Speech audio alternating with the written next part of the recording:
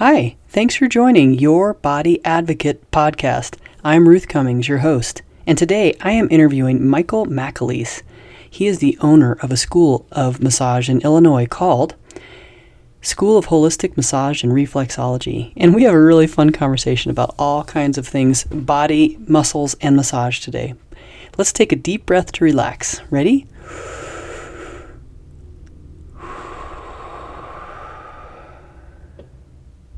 All right, here we go.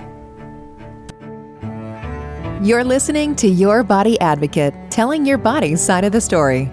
The podcast dedicated to supporting and improving your body-mind connection so you can live a pain-free, passion-filled life, dissolving one body tension at a time.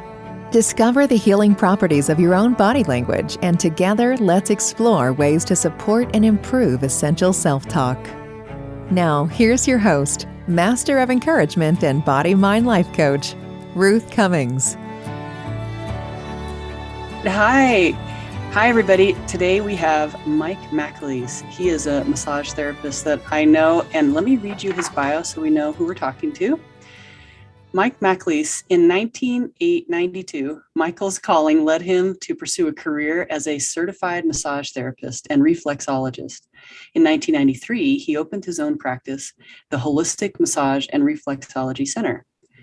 Michael was selected by a group of his own peers and inducted into the Massage Therapy Hall of Fame on August 8th, 2016. Happy 6-year anniversary about that, by the way. Today's August 8th. This is quite a feat, being that there are over 350,000 massage therapists and 23,000 private massage schools in the U.S. alone. Choosing School of Holistic Massage and Reflexology for your education means that you will be taught by a documented leading expert in the field. I love that. Well known in the sporting community as both an athlete and sports massage therapist, Michael and SOHMAR, his school, those students provide massage therapy at many Chicagoland sporting events. By participating in these events, the students gain an edge working in real-world situations while gaining invaluable training outside the classrooms. Mike's motto is helping others to help themselves, to move better, to feel better, and to breathe better, one step, one breath at a time. Hello, Michael. Hello. How are you? Thanks for inviting me on. Oh, heck yes. This is going to be exciting. You have so much to offer, and I am ready to learn today. So tell me, why massage? Why did you start your career in massage? It's a nice long story. It's almost like a love story, to be honest with you. I was dating my wife at the time. Well, we just celebrated our 28th wedding anniversary yesterday. Oh, congratulations. So we were dating, and I was, the typical boyfriend, let me rub your feet and all that. So it started like that. She had gone to a massage therapist, and they had a school there. So it's a long story. So if I can get through this, I won't take up the whole hour. So she said, hey, my boyfriend, I think, has a good set of hands. And so they said they had a school there. So I went. And that was before licensing here in the state of Illinois. So it was a 1-day, 4-hour class a week for 9 months. So it was good. So that's how I fell in love with massage. Okay, I actually started doing reflexology first, and but then it just kind of blended together, actually, reflexology and then massage, because they both go hand in hand. Yes. So that really started me on the journey of just doing massage. Before that, I had a couple of other different life journeys. I was in the printing industry for many, many years. I ran a printing press. During that time, I had gone to seminary. So I became a minister, got licensed, ordained, I got all that stuff. I was working with a lot of kids that were involved in street gangs. So like my bio, the longer bio has that in there. But so one thing led to another, and my love for massage just kind of took off one step, really slowly. But it just I haven't looked back. When I went in to doing full-time massage with my own practice, I haven't looked back, and I won't look back. I mean, all the things that I have been able to do, and all the people I've been able to help.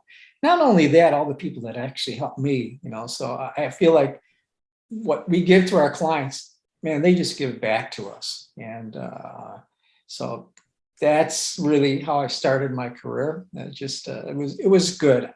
And I never wanted to be an employee. And one of the things that I made a promise to myself, I would never work for anybody else ever again. Just being in the printing industry, the corporate world and all that. So I was at an event. It was a bike criterium. A lot of the professional cyclists in the country that were on the Olympic team, they came to Downers Grove, Illinois. And they also had inline skating. So I'm trying to make a long story shorter, but it's not happening.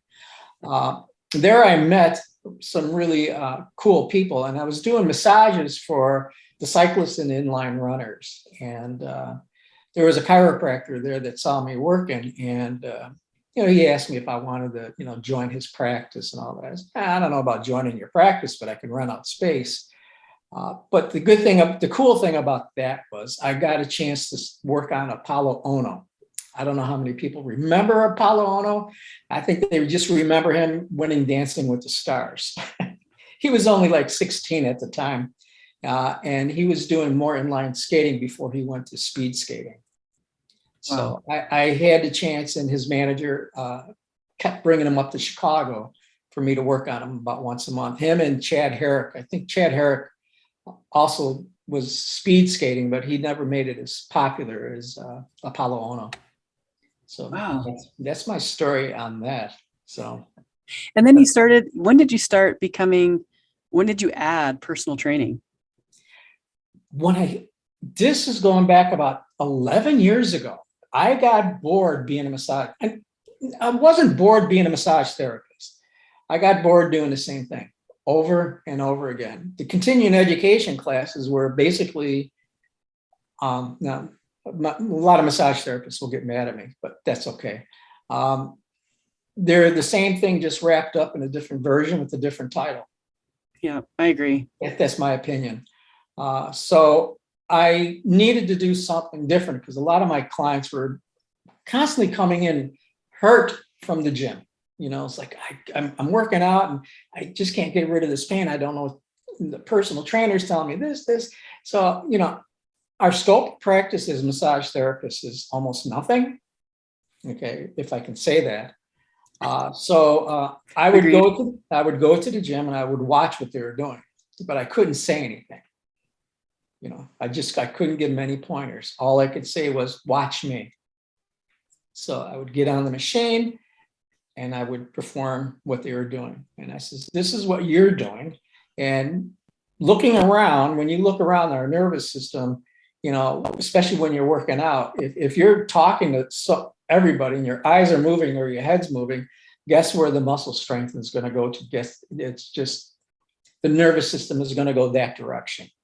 Does that make any sense? It's like driving a car and you start looking one direction. Oh, yeah. The car is going to float over there. And that's what happened. So I was introduced to a gentleman by the name of Dr. Evan Ozar. And he had just started with his fitness education seminars. So he had just started doing this work, blending personal training, massage therapy, actually fitness, and then some physical therapy, and really wasn't soft tissue work. He would talk more about fascial release because, personal trainers across the country, they cannot do any soft tissue release. So he started with that, and I went to his class. It was a year-long class. I was the only massage therapist out of 15 people. Most of them were either chiropractors, already physical therapists. So I was the odd person out, and I was surprised that I passed the test. I passed not only the practical, but the written thing too. And it was a hypothetical. I had a 40-year-old golfer, and he had this kind of pain, this, that, and the other thing. And I had to come up with a program, how to help him to get out of not only pain, but to actually move in the optimal position so his golf game could get better. So, for the whole year, I had to do a lot of case studies. And that also got me interested in doing more research. So that's how I got into personal training. It was via Dr. Evan Ozark, because I wanted my scope of practice as a massage therapist not to be so narrow. I wanted it to be bigger. I wanted to be able to share with clients, listen, this is what's happening. I wanted to go a little bit deeper into this is what's happening. This is why you're constantly being injured. I can work on you. I can do all the soft tissue work until the cows come home, but until you change something, it's going to stay that way. So let's see what we can do. And things just started to change at that time. I'm very thankful for my rock star clients who loved every time I was learning something new. Number one, they didn't have to pay for the services, but they let me use them. So Play on them. Yeah. Yeah. And so I enjoy it. I love it. At my office, I actually have a gym there. I call it Mike's Gym, so I don't know why I pay for gym membership somewhere else, or for the pool maybe. But I have my clients, especially, we look at how they're moving. Are they moving non-optimal, optimal? I look at how they're hinging. I mean, I'm this for massage therapists. I think this is really important to be able to look and to help, and we can do all the soft tissue, we can do all the myofascial release, but until we get the central nervous system to say, okay, this is the right way. And so the person can stay moving in that optimal way of moving. Yes, that's awesome. I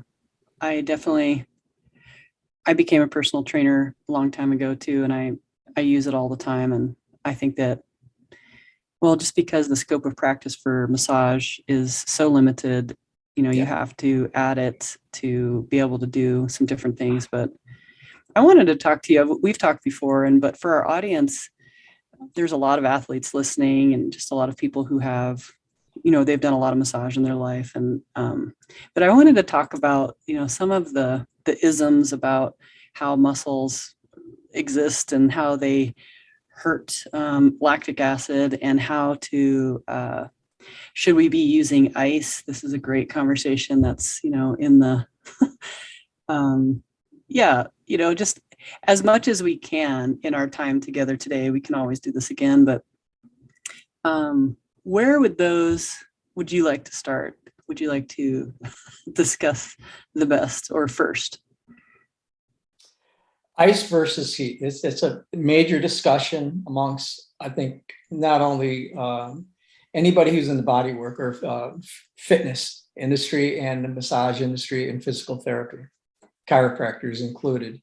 But after listening to Gary Rinaldi, the author of Iced, I think I sent you a link to there. Yes, we'll add it to the show notes. Yeah. And just reading how he said he made a blunder in his research. There was a flaw. And he was the one, for everybody to know, he was the one that came up with RICE, rest, ice, compression, elevation. He was the founder of that. And now he's traveling the country, I don't know for how many years, trying to change people's minds. So ice, it's basically, it's good for the nervous system, not the nervous system. It's good for the client, and that's about it. Bottom line. Now with heat, I have found, and it's just definitely true. And Dr. Rinaldi actually has that in his book as well. I like to use the analogy, you've been hurt, you're in an ambulance and you're on your way to the hospital. And you get stuck by a railroad crossing. You got a passenger train that sits there. And then you got a freight train that's going really slow. And then you got another freight train going real slow. And you're sitting there for 20 minutes. And that's about as much time as ice is on an area.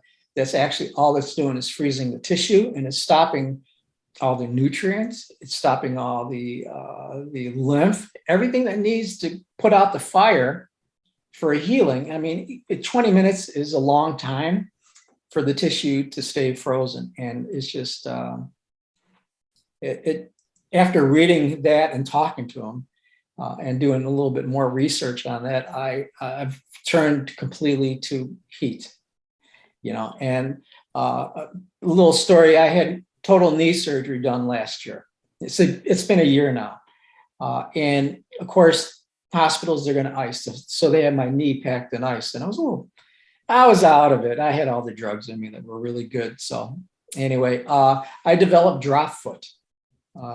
Usually that surgery, you go home the same day, but my left foot was just hanging around. I was trying to get it to move, and I said, not going to happen. So I pleaded with the night nurse and the doctor, the surgeon. I said, I want heat on my knee, at least on the popliteus area, So they said, okay, just to humor me.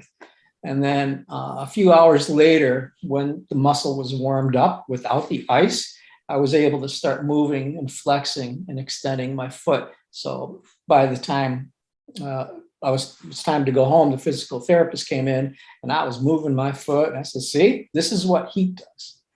So I'm a firm believer in it. Oh, I am too. That's my story. Yeah, I definitely agree with you in my own, but I was brought up, and so many of us were, and R.I.C.E is so easy to remember, so it's across the board.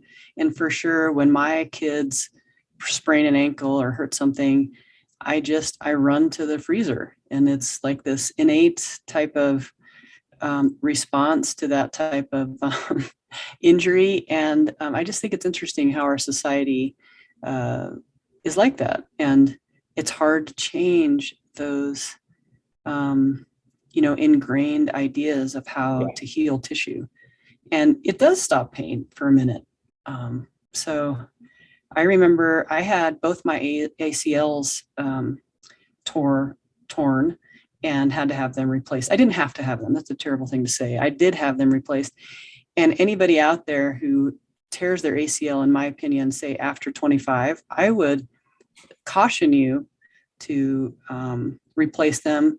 Instead of doing that, just really rehabbing your knee and getting it really strong, unless you're doing, professional athletics. And even then, there's some, because you have to do the rehab anyway. If you can do the rehab and get your knee to stay in place without that ligament, I was able to. It was funny because it took me 6 years to have the first surgery because I didn't have health insurance. So I was waiting. And when I got married, I was like, oh, let's fix my knee. And the surgery was harder on the knee than ACL. And so it was interesting. Then I just played into this is the only option you have. Yeah. And I wish that we had actually discussed some other options. And so that's why I want to just mention that if you have a torn ACL and you're considering what to do, talk to a really good physical therapist or a really good personal trainer and see what your options are. How loose is your knee? How much of the ACL is torn?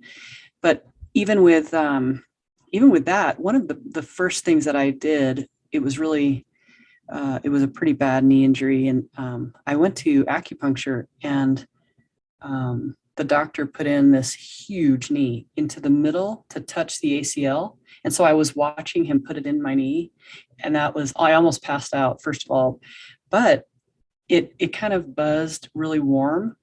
And for months after that, maybe even years after that, I was fine. It was really strong. And I'm not sure if that area, what happened, but that was really, really fascinating to me. And I think that there's a lot of therapies out there that are very helpful, and not every one works for each person. Right.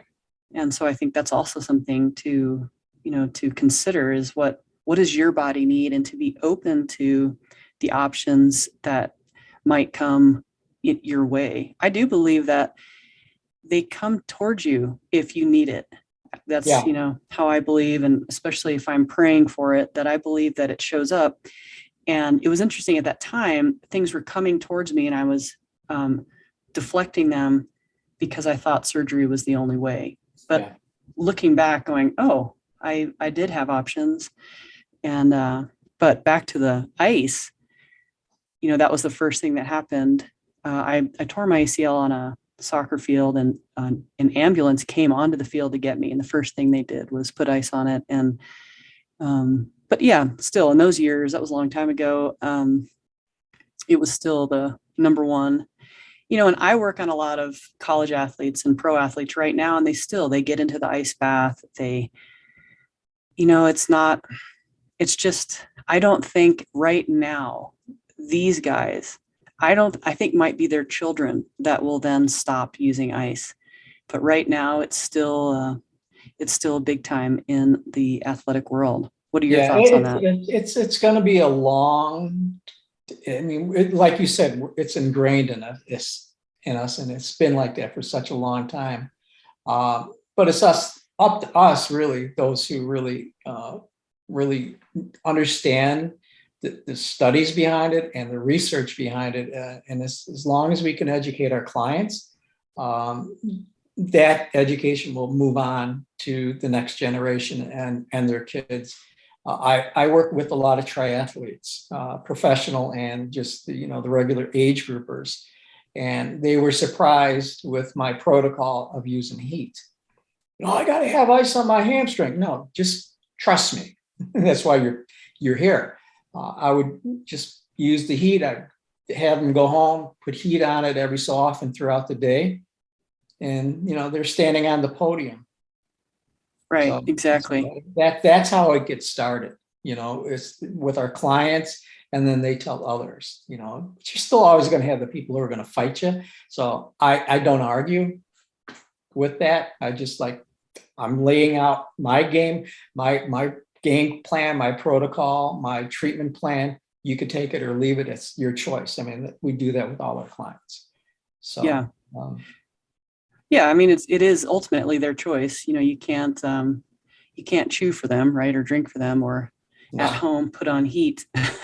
Yeah. If they choose to do that. Sometimes I say, all right, if you really need to use ice, just like psychologically, it's helping you, could you end with heat? Could you just start, do the ice, it's fine, but could you end with heat? And okay, I can do that. And so that's one of the ways I've been able to get out of that argument. But I'm not at home. I'm not keeping notes or seeing what they're up to. But I wanted to ask you what your thoughts about how fascia stays stuck. I'm going to throw you a curveball because we haven't talked about this yet, but especially for emotional pain. What are your thoughts on that? Fascia. I can go one way or the other with that one. Okay. Yeah, go. There's the John Barnes method of fascia unwinding, and the emotions that are tied into the fascia that are covering muscle, covering organs, and muscle memory. And then we can go the other direction where fascia, you need a scalpel to actually move it. So the two different sides of the coin. We know for a fact that muscle and fascia move together. Skin, muscle, and fascia, they have to move together. They have to have that glide. Now with fascia, when we're doing any kind of effleurage, long strokes, or even any of the techniques that we know, when we feel that part that's it's not moving, I feel like I use the term hanging out in that area and just having the person breathe in that area. And I have found I can feel the skin, I can feel the fascia, just becoming softer. And, that's the way I deal with it. It's just, there's too many arguments on both sides of the stick, especially in our profession, which is sad because nobody ever is going to agree. You can line up 100 massage therapists and you're going to get 100 different answers. So, but John Barnes, he started the whole thing, and then, which is good. And I give him a lot of credit. I've had a lot of good friends who've gone through his courses, and they're fantastic. They do fantastic work. But it takes a long time for fascia to move. As massage therapists, we can't spend 30 minutes holding on the fascia to hope it moves. But it takes a long time. So a little bit that we can do, for me personally, it's more of a smaller section that I have to work with. It's not the whole complete fascia structure in the body. So I just take one small area, and if that helps, if there's a limitation with movement there, if we can help that, that's good.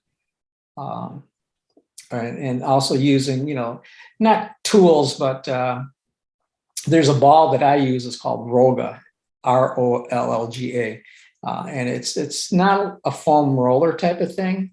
It's just something that I can at least get some. It's a tool, but get some movement with the skin and muscle and help the fascia just to kind of relax a little bit or become more supple. That's the way I see it. That's my viewpoint on that. So not quite the scalpel, but not quite the John Barnes method. Well, the scalpel, I was at a class one time, and the instructor who was teaching, she was more on the science side of fascia, instead of the esoterical side. And she really claims that the only way to move fascia is take a scalpel, and that's because fascia is really tight, because it has to be to hold everything together. So I look at that, and then I look at the other side too. I try to go with both sides and what's going to work. So interesting. Yeah, I guess I'm more, if you're going to call it esoteric, then I think I'm on that side.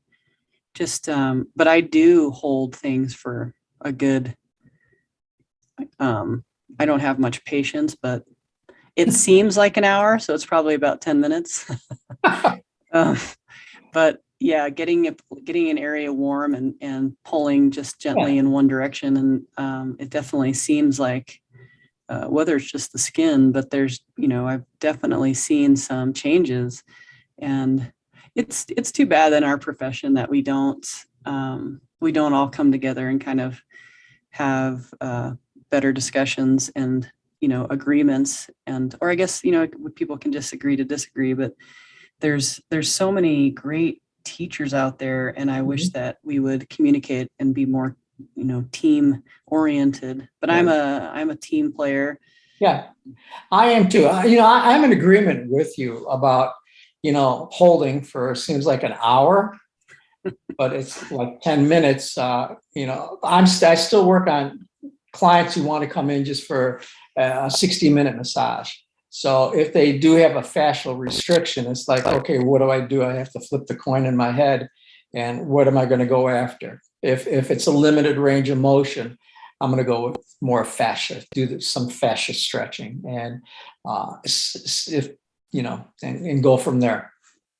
And then I explain it to the client before I really move on any further. Yeah, for sure. I like to play with the fascia and let the client know. They do love that. They know it's coming because I usually have a hand on both sides of wherever we are, and the knee or wherever it is, trying to find another tight spot. And I like to see how they communicate with my hand and also with different types of pulses. Sure. So, that's really fun. But you were just mentioning, and I'm going back to kind of to how to do a massage, and maybe massage therapists listening. But I think it's interesting how you just described. You said I have 60 minutes, and then I have to decide in my head really quickly what to do. And I think that's one thing, after having done massage for so many decades, we just get used to our time frame. I know when it's 5 minutes, I know when it's 10 minutes. I don't have to look at the clock. And I teach with Susan Salvo over here, and we were it's interesting going back to their point of view as a new therapist, how to do that. It does, I think, take experience, but how do you plan your sessions? That's a tough question. It all depends on the person coming in, you know. Sure, yeah. A lot of my clients now, since I've had the knee surgery, I've kind of cut back a lot. But when I was working with a lot of folks in between teaching classes, depending on the person and what their chief complaint is, and then I would, let me take a step back. The way I teach my students is this: when the person calls you to make an appointment, I ask a lot of questions. I don't do anything online to have them sign up, or, I don't do the online scheduling where they get to pick. I ask a lot of questions because we have to become a detective. Okay, what is your reason, your purpose for coming in to get a massage? And if they start to tell me the things, I start asking a lot more questions, and I'm already jotting down my notes to get ready, and that helps me to at least come up with a treatment plan. So when they do finally come into the office, I spend a good half hour, maybe 45 minutes, just talking to them before we get into the treatment room. And they know that beforehand. I'm not one of those therapists that just surprises people, and, oh, you're not going to get your hour massage because we talked for 45 minutes. I let them know when you come in the first time, we're going to talk a little bit, maybe 45 minutes to an hour, and then we'll do your soft tissue work. And that's the way I build my schedule. So it all depends on the person, all depends on what their chief complaint is. And that's how I develop my treatment plan. Now, after I redeveloped myself as a massage therapist, it's made it a lot easier not to have to chase the pain, with assessments, just the common assessments that I actually teach my students as well. I'll do just to see where they're not moving optimally. I always go to the foot, so I'm a little different. I go to the foot, I look at the big toe. Is that big toe? We need 35 degrees of extension of that big toe as we're walking. And if that person has a rigid toe, or just the toe is not giving us the 35 degrees of extension, then I know, okay, upline. And when we talk about fascia, we look at the fascial lines then. And then I will go kind of there a little bit. I will let them know what we're doing. And then are you okay with it? Are you okay with the treatment plan? I let them say yes or no.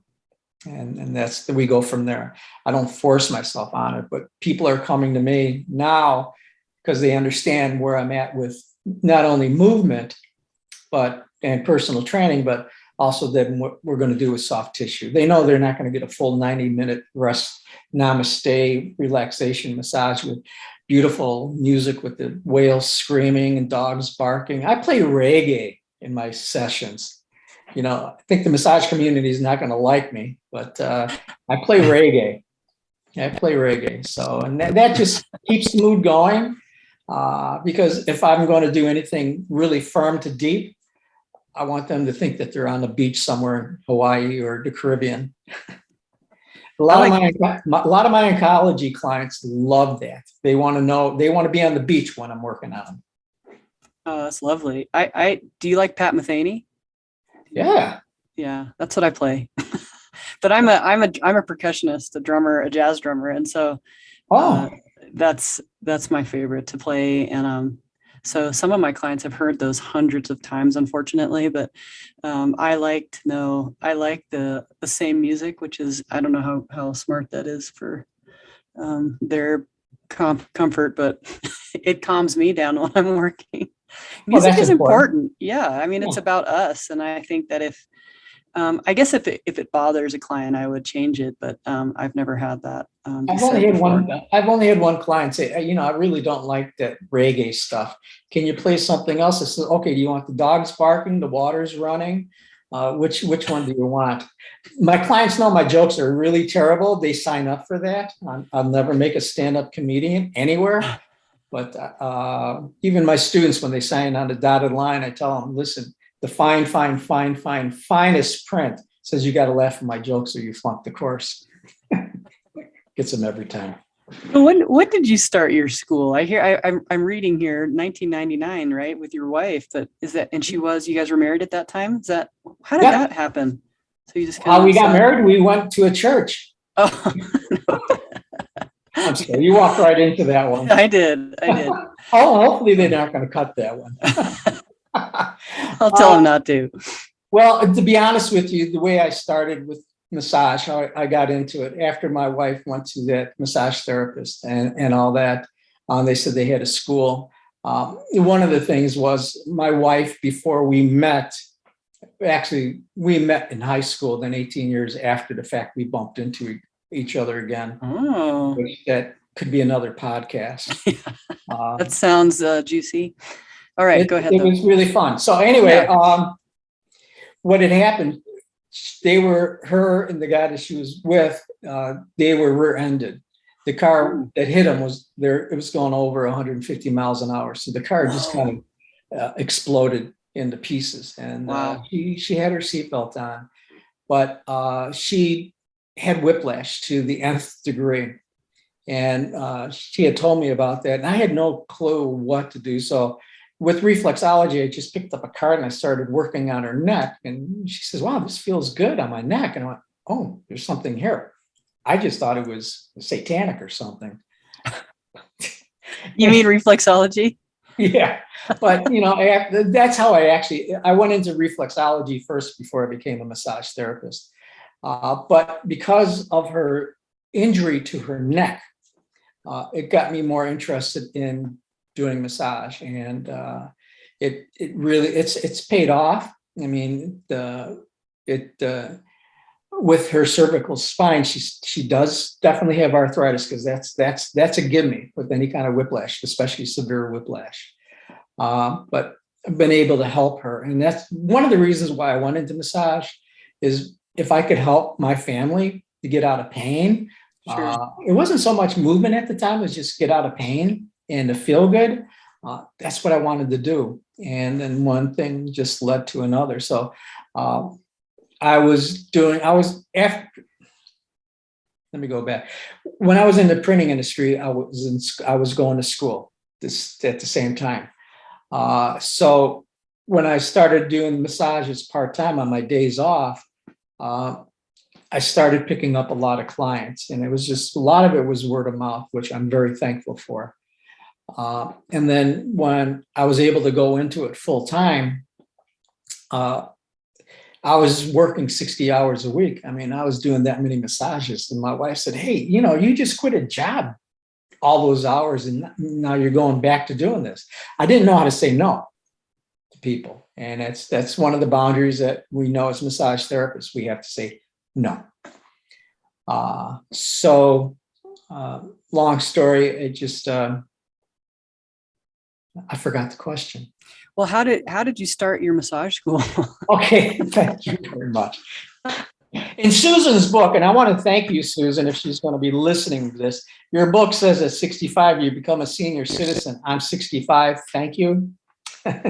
So how I started the school was because of that. I was working so many hours, and I really wanted to teach. I felt like I wanted to teach reflexology, because there's really no schools out there that were teaching it like the way I envisioned it. And then I was doing that first. And then luckily, I'm blessed with this. There was a massage school in another city south of where I'm at. I'm in Downers Grove, Illinois. So it was south. And the guy who owned that massage school, he actually was one of the founders of the Chicago School of Massage. And he filed a complaint to the state that I was giving out certificates without being a state approved school. And I went, okay, this is good. I already had started the paperwork. And so because he complained, I did not have any animosity towards the guy. I thought, wow, this is a sign that I really need to do this right. So that's how we started the school. I got all the paperwork in, and I got approved. I took him out to breakfast, and I said, thank you for, pushing me to get school started. He just hung his head low. But that's okay. His philosophy and everything was different. And with all the schools in the country, and I know a number of school owners, and all of our philosophies are different. The bottom line is helping people to get out of pain or helping with stress management, because we know science has been really good to massage therapists over the last 15 years, proving what we do actually works. So I started the school out of that, and we started with one student, which was good. And this was before licensing in the state of Illinois. We started with one, then we had two, then we had three. And by that time I had gone through 4 instructors because they were all chiropractors, and all the students, they look like deer, the head in the headlights. So I had to find somebody, but we just, every couple of years, we redeveloped the school and the program. But starting the school was because I was working too many hours at the time, and I needed to do something different. If I wanted to teach, I had to do teaching and still do massage, but cut my hours back on the massage, how many people I saw. So I hope that answered your question. It did. It did. So on the school pathway and subject, in your opinion, how many students who go through massage school in the nation are still massage therapists after 5 years? That's a tough question. Rough estimate. I wish I could be honest with you, but I know the lifespan of a massage therapist after 5 years drops dramatically. I don't know a number. If I was to guess, I would say at least 80% after. And I contribute that to bad body mechanics. Yeah. Not only that, it's just the expectations that the schools give the student when they're signing up is a little too high. Because I know a lot of, I interview all my students because I'm the one that's going to be teaching them, and they also interviewed me. And that's it's a two-way street on the interviews. So schools, and I know the AMTA, they have put out numbers and what to expect your first year out of massage school. And I look at that number and it's like, okay, who was brainstorming this number? Because it's not true. Is it too high? I haven't even looked at that. Is it too high? Yeah, the last time I looked, they were talking $30,000 a year. Okay. Your first year. And it's like, what? No, your first year out of massage school, you're hustling, you're doing everything you can. If you make $1,000 or $2,000, you're lucky. It's beer money, it's vacation money at that time. To make 6 figures or anything near that amount of money, you have to be working your butt off, or you're charging $100 an hour. Yeah. That's my personal opinion. I think the numbers are wrong. I know, Susan, I love you. You got some numbers in your book, but I do talk about them, and I also talk about what's really the truth on that. I mean, Susan, I know I hope she doesn't hate me after this podcast, but she goes with a lot of research, and I give her a lot of credit for that. That's why I use her textbook as well. Oh, yeah, it's a great textbook. But I think that the numbers are hard to follow. It's hard to, I don't think anybody's really gone, and we can use, no one's really gone and researched who's working still and who's not. Yeah. And sometimes it's hard to tell, but, I hustled. And also, so these massage therapists are coming to school and they're meeting you, and they're meeting me, and they're meeting Susan, and they're meeting other therapists who have been doing this for 30 years. And they're like, oh, okay. And it seems like, they can be like us, but, I try to be very honest. Like, I am a go-getter. Like, there's not very many people that have been able to keep up. And, we're like that. Like, I was able to do 60 massages in a week, like you did. Mm-hmm. And there's not very many people who can say that. And there's, so I commend you, by the way, and your hard work and everything that you've put in for our profession. I think it's needed. I think a lot of people, if everybody in the world had a massage once a week, I think the world would be a much different place. And, getting the word out there and all these years, as you remember, I remember just, a lot of people didn't know what massage was, in the 90s, and it got better and better.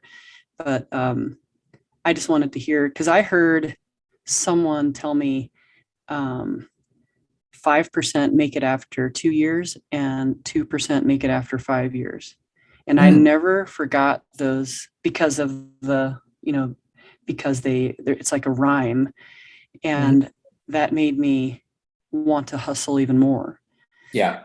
Because it is hard out there. You have to pay attention to your own health, not only health with your hands and your body, but you have to be eating the right food, getting enough rest, taking care of yourself, and having boundaries. Once you get to 60, you're like, ooh, oh, Nelly, gotta stop that train. But it's kind of fun to get there. It's like, wow, look at that. And then, after that, you have to kind of pull back and recognize what your body needs. Yeah. But what do you think is most important for a new massage therapist? The top 3 things for them to make it after graduating and getting their license. And so here they are, they're set up. And what do you think they need? 3 things. Well, if they really listened in school to their instructors and they did their homework and they listened, and they have to do their due diligence right before they even get out of school. I mean, we have a business plan. The students have to present their business plan. And like I tell them, some communities, you have to go in front of the village council to present yourself and what your plans are. And that's what we do. We have a mock council, and I'm the mayor. So they have to get through me before they even get out. And I've been really surprised with a lot of the students. I'm really honored. A lot of them are working full time, which is like, wow, this is cool. I like it. But the 3 things is just do your due diligence, find a mentor, work alongside of somebody if you can. I mean, don't go into a corporate.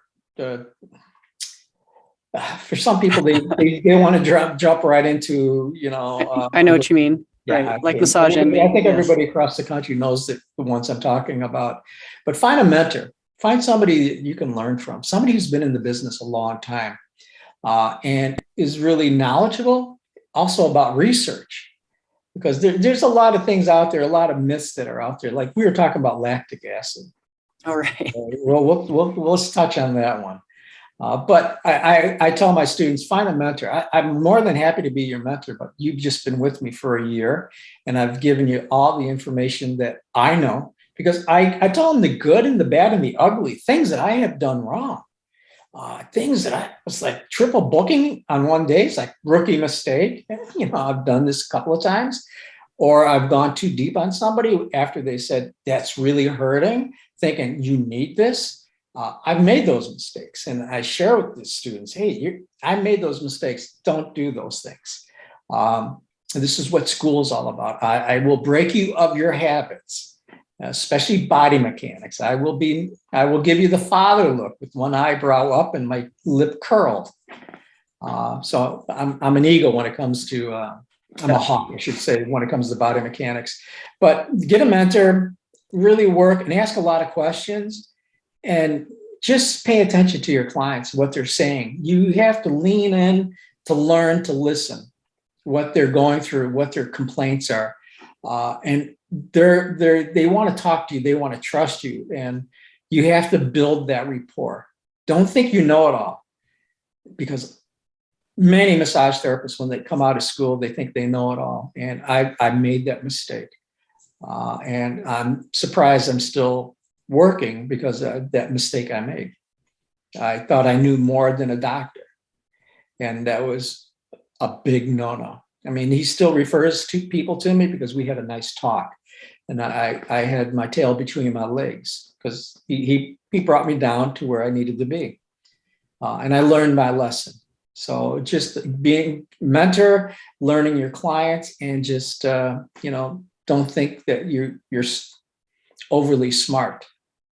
Learn, because you still are learning once you get out there. Because once you stop thinking that you're learning, you're dead. Oh yeah, I feel like I'm in kindergarten still, as far as the body's concerned. It's like, wow, look at that. Just never knew that could do that. Wow. I'm still learning, and the human body amazes me. Every time I work with somebody, and they are moving better. Now, I'll give you one story if I can. With why I redeveloped myself as a massage therapist. I started working with a lot of folks who are living with cancer and they're some form of treatment. But I've had quite a few women with breast cancer come in before COVID, of course, and I asked them what their goal was for the session. I want to comb my hair and brush my teeth. I want to be able to get my arm up in the air. I said, okay, that's your goal. And I said, that's my goal too. So with redeveloping, and you talked about personal training, I was able to understand, especially scar tissue, how the scar is not going to let the muscle move like it's supposed to. So working the scar tissue and then teaching them how to work their scar.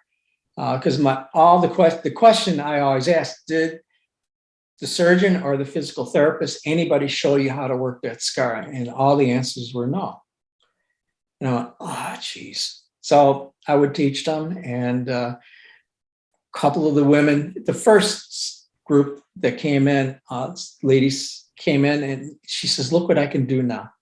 And she took a brush and she was brushing her hair, and she couldn't get her arm past, this far when she came in, and just working the scar, giving her some exercises to do, which I could do now. It made a big difference in her life. I mean, she's happy, she's thriving. She's still working her scar every time she takes a shower, just like I told her. And she'll send me an email, I'm working my scar. I said, okay, I don't need to know you're in the shower. But yeah. I love that story. I love, we do help so many people, and it's such a rewarding career. So those who are listening, who are starting, just keep going. And you can always call me. You can call Mike. We'll walk you through those hard days because they're coming. But that's okay, because a lot of good days come too. For me, it's been just a lovely career. So, Mike, what?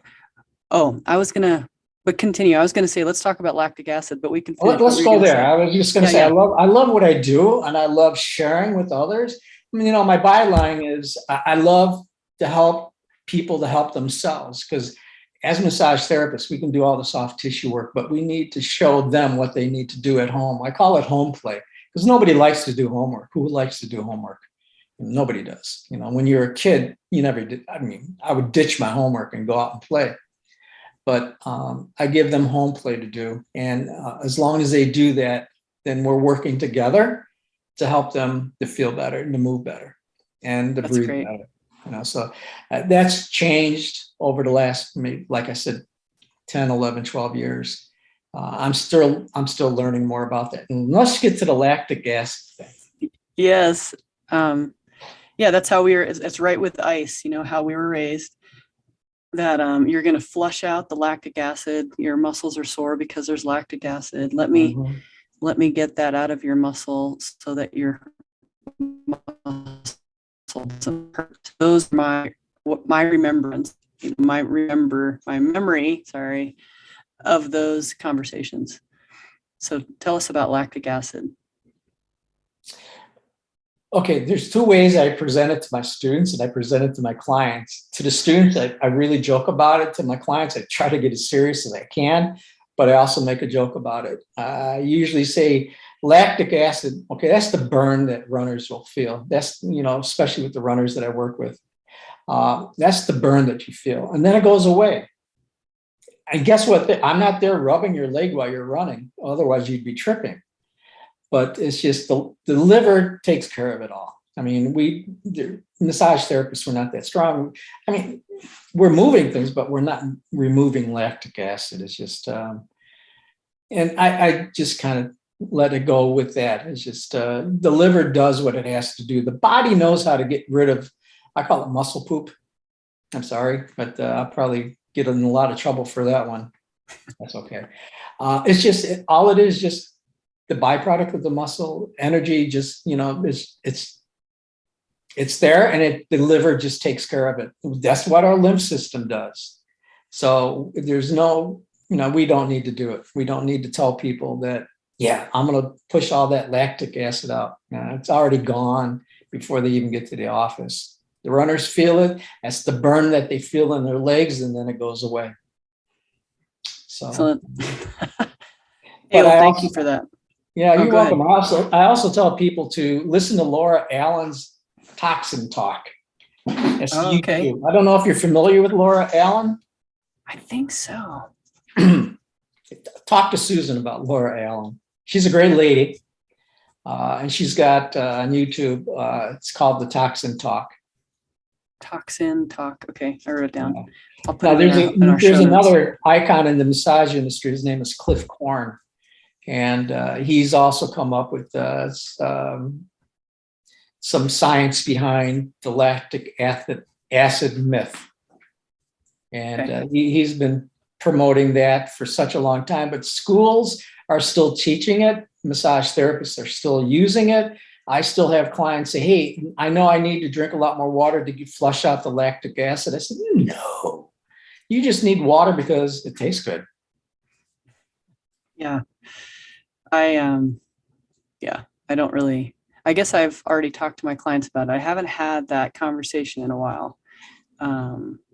But yeah, there's all these myths and things that are showing up in more research. And I love how Susan is so good at finding the perfect research for certain subjects. It's really cool. And I would like to delve into that and learn that a little bit more. But, my list of what I want to learn as, by my bedside is so long.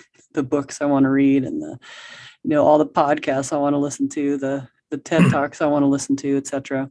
And there's so many, there's so many research articles that I'd like to really study also. So I'm doing one at a time, but there's so much that we're learning how our muscles work and how they don't, what works and what doesn't, what we thought, just like with heat and ice, things change. And I think that it's better to be very open to possibility of how the body heals instead of being stuck and stubborn. Yeah. One of the things that one of the researchers that I've come across, his name is Dr. James Elliott. He was the head physical therapy instructor at Northwestern University in Chicago. And he's actually one of the leading experts when it comes to whiplash. Okay.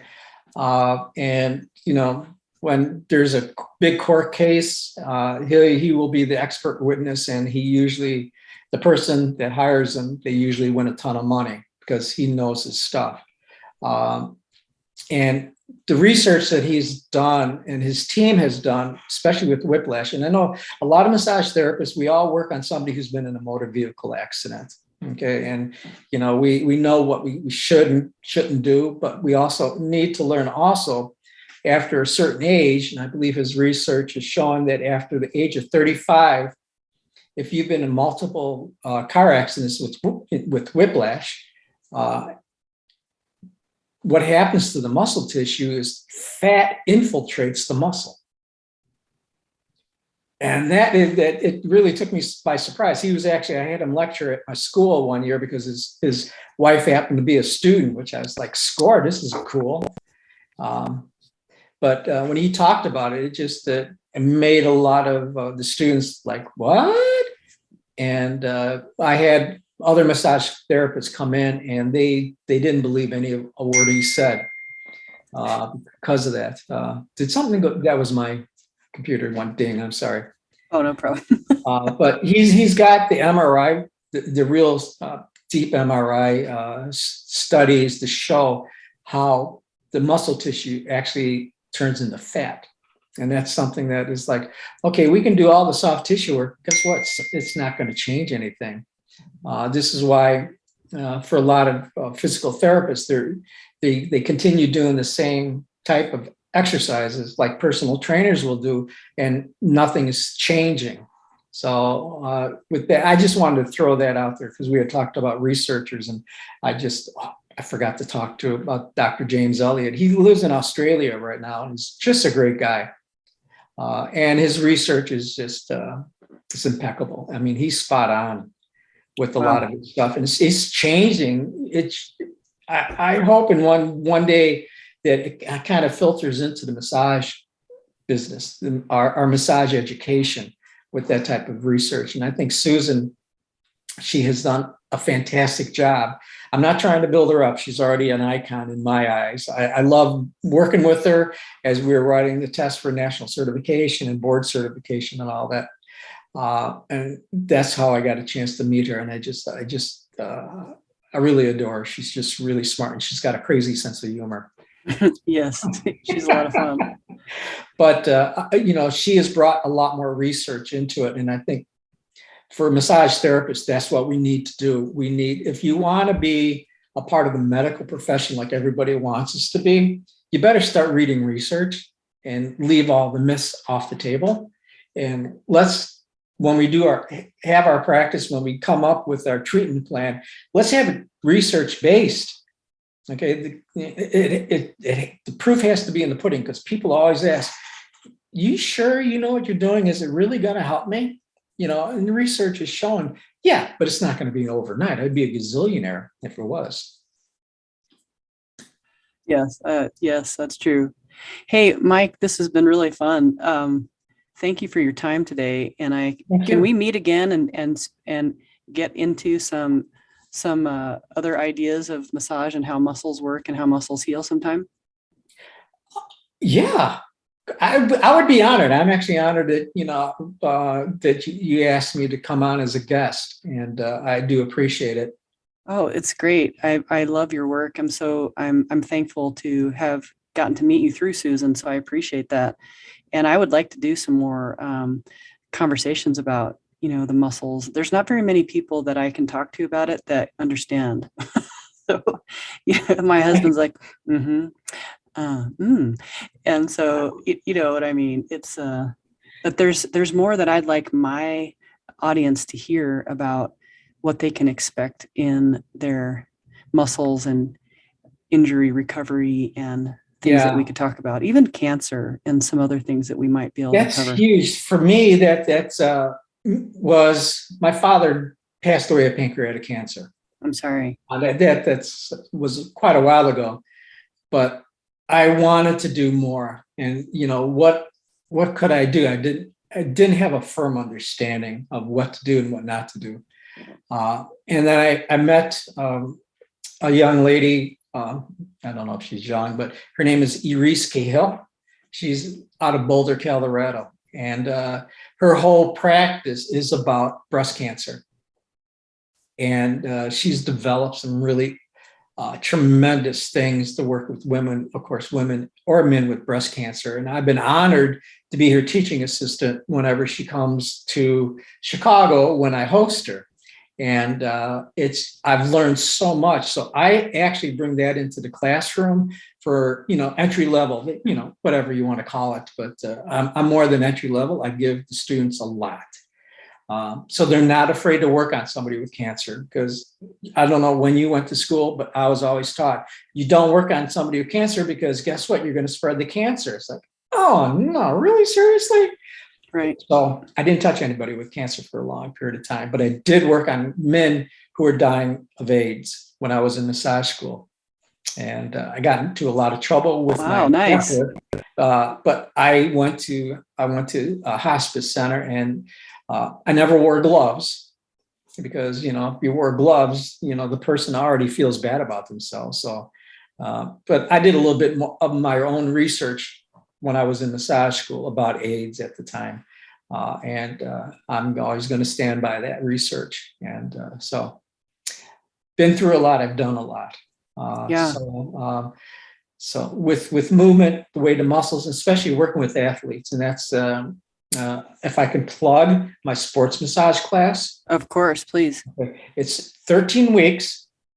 It's 52 hours of sports massage education. I bring in some of the best experts that I know to come in and talk about the pros and cons and what to expect.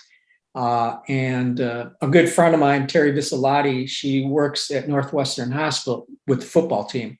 She did work for the Chicago Bears for a little bit, and she worked with the Chicago Bulls for a little bit. So she talks a little bit about that. But the 13 weeks, we bring in different techniques, things that we can do with our athletes that we won't do with our relaxation type of clients. And so plus you get a personal trainer certificate after. So I think I'm the only sports massage therapist instructor that hands out a personal training certificate, because I bring in what I know about movement into the class, into that class. So that's amazing. I like the 52 hours. It's better than anyone that I've heard around the country. And we had talked about this before, but I just wanted our listeners to know if anybody is interested in that, that's a great program. So I would highly recommend it. Anything else that you'd like to share? I know there's a lot of links for at least for your school, your continuing education. There's a great blog that you run. How do people find you online? On Facebook. Okay, you're on Facebook. They can go to the School of Holistic Massage and Reflexology Facebook page. Okay, that's great. I would rather point people there than my personal page, because I do have opinions about stuff, but okay. I do mingle massage and what I do with other stuff. I'm not supposed to do that, but I do it anyway. But School of Holistic Massage and Reflexology, they can find the website at www.sohmar.com. And they can look at the website there. I try to update as much as possible. I'm just a one-man operation, and my wife is the webmaster. So when she has time, we'll make changes. I don't force her to do that. But I do host a lot of continuing education classes that I think are very instrumental in the growth of any massage therapist. And the people that I do host, they also have the science behind them. And so it's good. It's a step to all the famous ones. A couple of years during COVID, 2020, I did have James Waslowski come. I was really honored that he came. And I mean, he didn't have a lot of people. Everybody was hurting at that time. And I thought, bro, come. I'm not going to charge you anything for the rental of the room. Just come and continue to do what you do. I've never taken his classes. I just know he's a great guy. I've taken all of his classes. They're amazing. He had a great, he's great. That's cool that you had him. So anything else? Do you have a newsletter? No. Okay. So to sign up for, go ahead. I have a blog on the website. Whenever I get the gumption to write something, when I feel that spirit calling me to do it, I'll write it and I'll post it on the website. I do have a couple of interesting art blogs that I have written that a lot of people have gone to, and they're like, wow, didn't realize that, or where'd you get that idea? So I have my own viewpoints about things. Been doing this long enough. I get to do that. Have my own opinion. But that I don't have a newsletter. But if they want to get a hold of me, they can go to the website, and then I have my email address, info@sohmar.com. If they have any questions. I appreciate it. Thanks for your time today, Mike, and we will be in touch for our next conversation. How's that? Yeah, and hopefully by that time I'll have my textbook of reflexology finished. Something I've been working on for a while. So okay, great. Hopefully I'll have it done by the next time we talk. That's good. All right, that's your deadline, right? Yeah. So just get a hold of me, and then we're good. Okay, great. Thanks again. All right. Thank you, everybody. It was nice talking to y'all.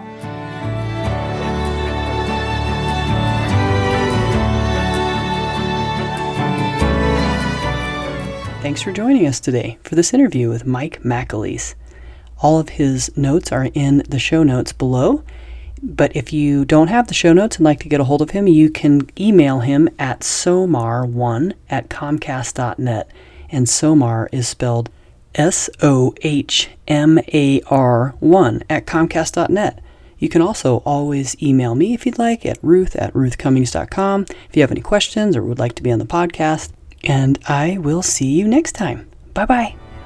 Thank you for listening to Your Body Advocate with Ruth Cummings. We're so glad you've joined us today and truly believe you can live a pain-free, passion-filled life. To connect with Ruth, work with Ruth, or to grab your free ebook, go to ruthcummings.com. We'd love to hear from you. Don't forget to rate, review, and subscribe so you don't miss our next episode. Until next time, friends, be open, include the unincluded, think outside the box, and spread love and kindness one smile at a time.